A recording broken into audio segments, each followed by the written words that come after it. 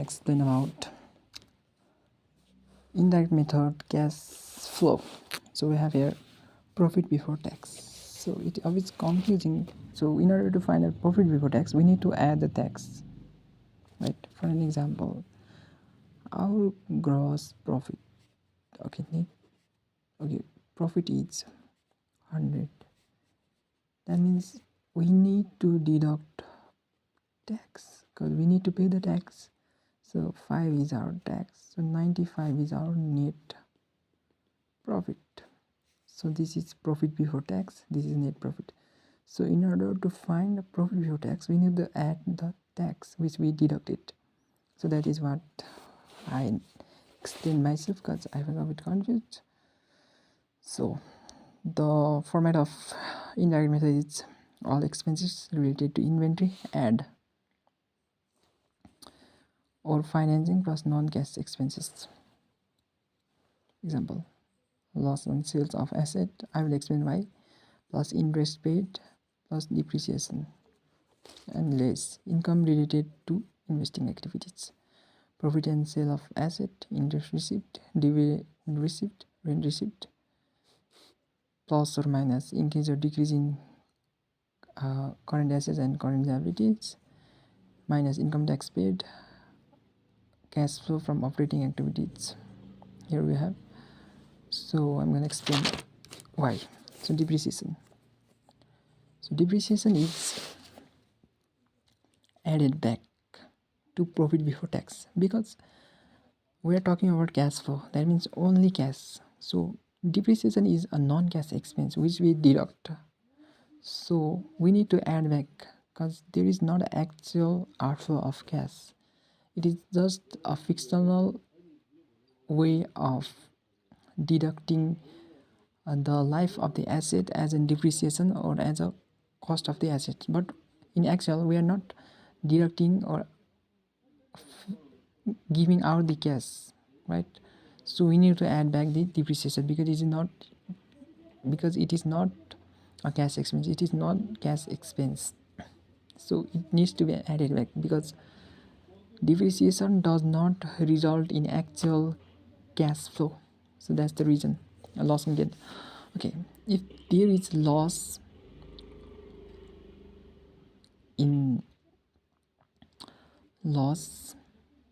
we need to add back because loss is also non-cash expense, right?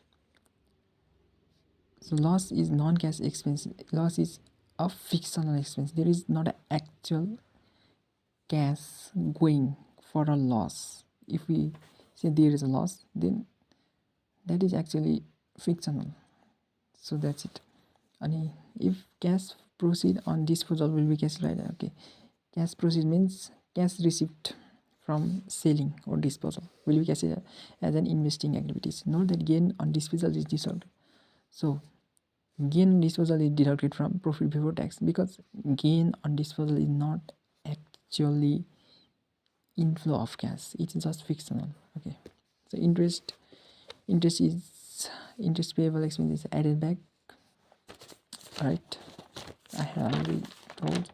So here interest paid at they have increase and decrease in inventory. So if there is increase in inventory, we need to deduct it because as inventory increases, so in order to increase inventory, we need to purchase some item. So while we purchase, there may be outflow of cash. There is outflow of cash, right? So when we purchase, there is outflow of cash, and when there is a decrease in inventory, that means we sell the stocks, so there will be inflow of cash. Therefore it should be added. Decrease in inventory should be added. And so